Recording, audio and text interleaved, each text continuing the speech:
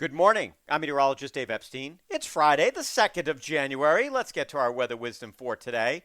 Boy, that cold front yesterday with those squalls. I figured there'd be a couple of snow flurries, but, an inch or in some cases 2 inches of snow in a very short amount of time. Pretty cool stuff. I love snow squalls. I took a couple of videos, put them up on social. It just excites me. It reminds me of why I got into weather. No snow squalls today, mostly sunny even to the mid 20s, mostly clear tonight down to the teens. We're sunny tomorrow, we're up near 30. Winds are relatively light the next couple of days.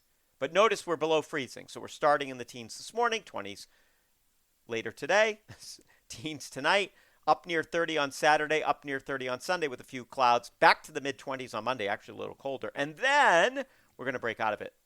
30s as we head for Tuesday, Wednesday, and Thursday of this week will be in the 40s. We could see a little bit of rain shower activity during that time as well. So we're going to see some melting, folks. We are not going to stay in the deep freeze the entire week. So things will be changing. I hope you had a great New Year's and I hope you have a great weekend.